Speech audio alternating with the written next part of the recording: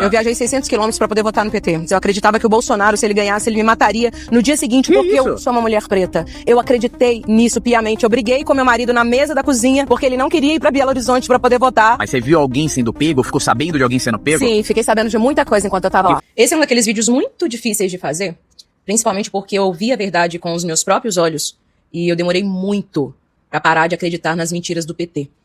E eu precisava trazer isso daqui, por mais que reconhecer esse processo, às vezes, reconhecer nossos erros, dá aquela sensação de nossa, como que eu me permiti viver isso, né?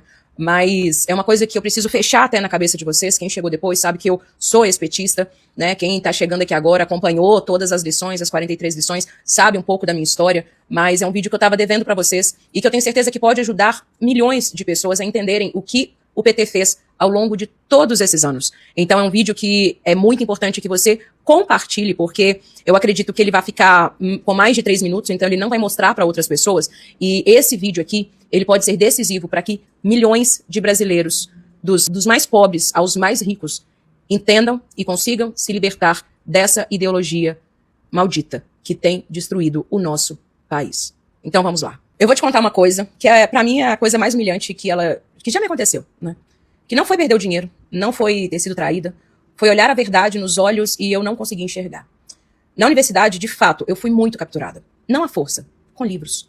Com professores que eu admirava e com textos que me diziam que o mundo se dividia entre opressores e oprimidos e que eu, como mulher preta, precisava lutar para mudar o sistema e que eu era uma oprimida e que eu tinha que ocupar esse lugar de oprimida. Eu comprei essa ideia inteira e eu votei seguidamente na esquerda com muita convicção. E aí veio o programa Mais Médicos, eu fui uma das professoras na formação dos médicos cubanos em Belo Horizonte. Numa sala de aula, Cuba era maravilhosa, era um sistema exemplar, era uma solidariedade internacional que estava acontecendo, mas no corredor, quando ninguém estava ouvindo, Bárbara, a gente quer sair daqui, mas não pode. O governo pagava mais de 10 mil reais por médico, eles recebiam uma migalha. A família era refém em Cuba. Se eles desertassem, eram 8 anos sem voltar. Eu olhei nos olhos de gente que os olhos pediam socorro em voz baixa. Sabe o que eu fiz? Nada. Eu relevei, eu segui votando igual. Porque eu ainda acreditava que dava para mudar o sistema por dentro. Eu me formei para isso. Eu fiz matérias de gestão pública querendo mudar o SUS e querendo gerar resultado na ponta para a população. Eu entrei na Secretaria Municipal de Saúde em Ribeirão das Neves, num governo do PT. E em pouco tempo eu vi uma politicagem rasteira, o favorecimento, tudo que eu tentava implementar esbarrava no muro de quem tinha compromisso única e exclusivamente com o poder. Até que eu questionei na época o secretário adjunto de saúde e ele respondeu com uma cara de paisagem que política é assim mesmo. Naquele momento, algo desmontou dentro de mim. Eu pedi exoneração e saí. Mas sabe o que o sistema faz? Ele te oferece uma segunda chance de continuar acreditando. E surgiu a oportunidade no ano seguinte de eu ir para a Secretaria Estadual de Saúde de Minas. E eu pensei, no estado vai ser diferente. Tem muito recurso, as pessoas querem fazer as coisas de verdade. Só que a maquinaria era a mesma, era o mesmo jogo, agora no nível estadual. O PT de cima para baixo. E foi ali que eu me convenci de que política era assim mesmo. De que não fazia sentido lutar pela população porque nunca ia chegar na ponta. Existia um abismo. Eu vi tudo isso, eu vivi tudo isso. E ainda assim, eu não conectei com o que eu acreditava na hora de socar o dedo na urna. Quando uma crença, ela vira identidade, a verdade, ela vira uma ameaça. O seu cérebro para de buscar aquilo que é real e ele passa a proteger quem você acredita ser. Eu não era burra. Eu estava amarrada. O primeiro estalo veio em 2018, quando eu briguei feio com meu marido por causa da eleição. Porque eu tinha certeza absoluta de que se o Bolsonaro ganhasse, no dia seguinte eu estaria morta. A esquerda tinha me convencido de que era isso que ia acontecer com os pretos. Eles fazem isso. Bolsonaro ganhou e no dia seguinte eu estava viva. Não só viva. O tempo foi passando e eu fui vendo com os meus próprios olhos, ninguém me falou. Políticas que beneficiavam toda a população. Eu vi inclusão real, eu vi ação real. O oposto do que tinham me vendido. E aquilo me acendeu mais um alerta. Mas ainda não era suficiente. O que foi decisivo para mim foi a pandemia. Porque eu vi um homem, Bolsonaro, lutando por cada brasileiro, enquanto o sistema vendia, através das mídias, uma realidade completamente diferente do que eu estava vendo com os meus olhos. A distância entre o que eu via acontecer e o que a narrativa oficial dizia que estava acontecendo ficou grande demais para mim para poder ignorar. E foi ali que essa amarra se rompeu de vez. Não foi um clique, foi um rasgo. Ficou claro para mim que o coro autoritário da esquerda, durante a emergência sanitária, era, na verdade, o sintoma do jogo que importa, o jogo geopolítico. E a partir dali eu passei a defender abertamente o que eu já sentia, mas que eu não tinha coragem de admitir para mim mesmo. Não foi um momento, foi uma travessia de anos.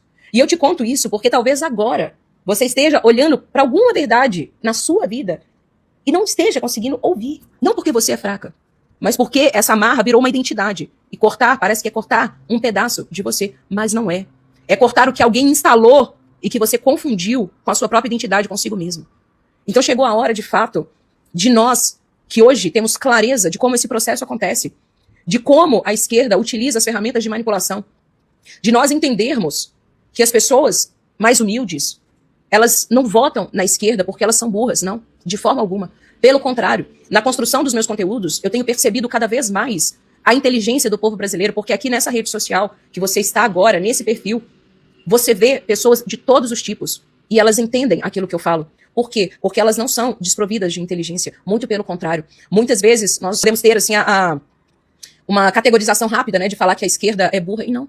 É formada de pessoas muito inteligentes. E muitas dessas pessoas estão passando por um processo, assim como uma mulher custa sair de um relacionamento abusivo, elas passam pelo processo de negação. Não é possível que ele fez isso com toda a população. Não é possível que a esquerda nos enganou todo esse tempo. Sim, não só é possível, como nós estamos vendo isso cada vez mais claro, com os escândalos do INSS, com os escândalos do Banco Master, com todos esses escândalos que você está vendo com seus olhos. Você precisa enxergar a verdade. Você precisa enxergar a verdade. Os passaportes que foram bloqueados, negados, cancelados, até que seja investigado, todo o programa Mais Médico não foi à toa.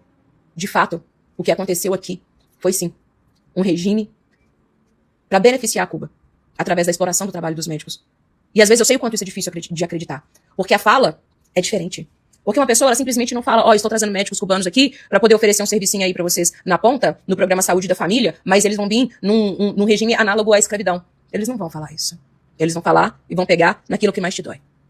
E através disso, vão construir dentro da sua cabeça de que eles são os salvadores. É tudo muito bem pensado. Eles conhecem a psicologia humana de cabo a rabo. Então, para que a gente consiga, de fato, vencer esse processo, nós precisamos estar de olhos muito abertos e nunca, jamais, negligenciar a inteligência dos brasileiros. Eu conto com vocês para espalhar essa mensagem, para que mais pessoas tenham acesso a esse vídeo, para que mais pessoas tenham acesso à verdade. Qual a sua profissão? Sou ex-funcionária do PT. Não é mais? Graças a Deus, não. Você, como uma mulher preta, pode falar assim? Pode, claro. Tá, é que eu não sei. Eu sou uma mulher preta. Tudo bem. Se sente protegido ou não por eles? De forma alguma. Nunca. Assim, não teve nenhum governo que se preocupou tanto com a população negra e a população mais pobre como foi o governo do Bolsonaro. E qual foi esse ponto de virada, então? Eu viajei 600 quilômetros para poder votar no PT. Eu acreditava que o Bolsonaro, se ele ganhasse, ele me mataria no dia seguinte, porque eu sou uma mulher preta. Eu acreditei nisso piamente. Eu briguei com meu marido na mesa da cozinha, porque ele não queria ir para Belo Horizonte para poder votar. Mas você viu alguém sendo pego? Ficou sabendo de alguém sendo pego? Sim, fiquei sabendo de muita coisa enquanto eu tava lá. Que foi pego? Que foi pego e que depois não deu em nada. O que mais era defendido lá dentro que hoje você fala, cara, isso não é uma coisa legal? A manobra que eles têm de articulação, de falar, nós somos os únicos que se preocupam com as mulheres. Nós que combatemos a violência contra a mulher. Mas você acha que se preocupa ou não? Não, porque quando é pra votar lei, por exemplo, pra poder castrar, pega a menina de 12 anos, que pega a mulher, que viola a mulher, eles vão lá e botam contra. O feminismo, ele defende o quê que eu não entendi até agora? É uma revolução sexual, ou seja, a mulher pode o que ela quiser com o corpo dela. Daí vem o meu corpo, minhas regras, que infelizmente acabou transformando a questão de ser puto novo normal. Então não adianta você, por exemplo, falar de uma lei da misoginia, eles querendo defender essa lei. Falavam que ela é a causa de existirem muitos homens agressivos, quando na realidade as músicas que eles colocam pra tocar nos funks, kika, kika, kika, jogo na cara, bato na cara, te jogo no chão, como se a mulher fosse um simples objeto. A Comissão das Mulheres não serve pra ajudar a resolver isso? Deveria. Só que hoje a Comissão das Mulheres tem como presidente um homem biológico. Não dá, sendo excluído as mulheres da parte de decisão, é isso que você tá me falando? Eu posso afirmar isso pelo seguinte, hoje os espaços das mulheres, se isso não chegar a uma ordem, de fato, o espaço da mulher já foi retirado, usurpado numa presidência que é de comissão, que é uma comissão em defesa dos direitos das mulheres. Hoje tem uma pessoa que é trans nesse lugar. São mais de 600 medalhas que pessoas trans retiraram a possibilidade de mulheres ganharem. Nós entendemos, a direita entende, a direita quer resolver, a militância quer usar. Esse é o meu BO com a militância. É isso. A militância faz do trans gato e sapato. Usa, né? Manipula, né? Usa e manipula. Que dia que a esquerda vai resolver o problema do trans, meu amigo? Nunca. Porque nunca. É igual eu falo. O PT tá há quantos anos no poder? Por que ainda existe MST? Ué, se uma coisa que tinha que ter acabado em mais de 20 anos, era o MST. Sem sombra de dúvida. Não vai acabar. Mas por que continua? Porque é massa de manobra. Massa de manobra. Da mesma forma que as pautas... Gente, nós estamos falando de um país justo, e um país justo, ele pressupõe que nós estamos falando do povo brasileiro, que é uma coisa que todo mundo criticava o Bolsonaro, e isso afeta todas as pessoas. Se nós estamos falando, e eu vou pegar, porque eu te falo, a minha visão é discutir banheiro em pleno 2026 é a coisa mais idiota do planeta. Eu não queria estar envolvida nessa discussão. Porque eles vivem através da militância, daquilo que a militância impregna na cabeça deles é em função da manipulação. Que é feito como relações de dependência emocional que eles criam. Somente nós podemos resolver o problema de vocês. Vocês são vítimas da sociedade. Nós somos os narcisistas protetores. Gente, se a gente fizesse jogo de entender que existe um narcisista que está fazendo os trans de vítima e cujo único objetivo dele é a manutenção do poder, cara, você desfecha isso. E eu te falo mais, sabe o que é pior pra mim? É uma pessoa ficar escondida atrás de uma saia, sendo um homem e agredindo as mulheres.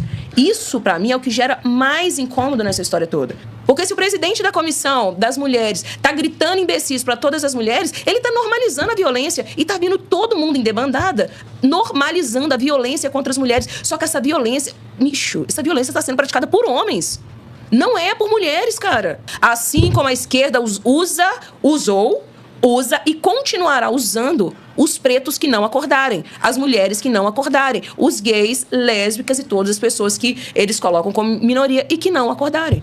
Porque uma coisa é a disforia de gênero, uma coisa é a pessoa lá, inclusive, fazer a cirurgia, mudar a sua genitália. São coisas que, de fato, estão acontecendo e que acontecem mesmo. Uma outra coisa é o homem barbado falar que simplesmente se tornou porque passou a validar. Perfeito. Esse é o problema. Perfeito. Pra mim, isso daí que tá assim, chegou num lugar que não é mais aceitável. E existe gente muito boa. É disso que eu tô falando. As boas estão pagando pelos maus. Exato, só que estão pagando pelos maus. Por quê? Porque não foi pensado de fato política para esse público. Perfeito. As pessoas que estão eleitas, dizendo que iam defender essas pautas de minoria, não estão fazendo isso. O que eles estão fazendo é querer empurrar isso para dentro da goela da população. É por isso que eu te falei. O Flávio anunciou um vice que é odiado pelo sistema. E eu preciso te contar quem é esse homem. Porque não é um político de carreira, não é nenhum herdeiro de nenhuma dinastia, não é um figurão de Brasília. É um promotor de justiça de Alagoas, nordestino, que passou 24 anos da vida dele combatendo o crime organizado no estado que já foi o mais violento do Brasil.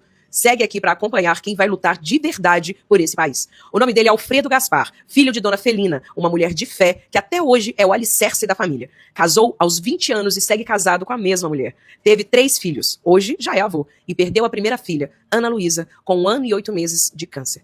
Perdeu o pai há 6 anos, o homem que ele chama de meu herói. E em vez de parar, ele acelerou. Ele voltou para o Ministério Público, voltou para as ruas, voltou para a trincheira do combate ao crime. Como secretário de Segurança de Alagoas, ele ajudou a reduzir os homicídios ao menor patamar da série histórica do Estado. Um lugar que era sinônimo de violência começou finalmente a respirar. Como Procurador-Geral de Justiça, ele peitou a Braskem quando o solo de Maceió começou a afundar. Pediu bloqueio de quase 7 bilhões de reais da mineradora para garantir indenização a milhares de famílias que perderam tudo. Na Câmara, ele relatou a CPMI do INSS, mais de 4 mil páginas, quase 40 bilhões em fraudes expostos, mais de 200 indiciamentos. A base do governo, como vocês sabem, derrubou o relatório, 19/12, na madrugada adentro. Ele pegou as 4 mil páginas e entregou ao Supremo, porque quem luta de verdade não para quando é derrotado. Agora presta atenção no que essa escolha significa. Passaram anos dizendo que o bolsonarismo não liga para o Nordeste, que é movimento de paulista e sulista, que o Nordeste é território da esquerda. E o Flávio escolheu como um vice um alagoano. Um homem que construiu a carreira inteira dele no Nordeste, que conhece a realidade do nordestino, porque é a realidade dele. Isso não é um gesto simbólico, não. Isso é uma declaração de intenção. Alfredo Gaspar não é um nome que a mídia vai celebrar, porque ele não é da turma deles. Ele é promotor, é nordestino, é humilde, e é perigosíssimo para quem vive do sistema. Quando o Flávio olhou para ele e disse, você é o cara, ele não estava escolhendo um palanque, ele estava escolhendo um soldado. E o Brasil precisa de soldados, porque a gente sabe que a guerra começou. Povo do meu Brasil, compartilha esse vídeo ao máximo. As pessoas precisam conhecer o Alfredo Gaspar. O Brasil inteiro precisa conhecer quem é ele. E Dona Celina, usando a frase que o Alfredo falou hoje, veja onde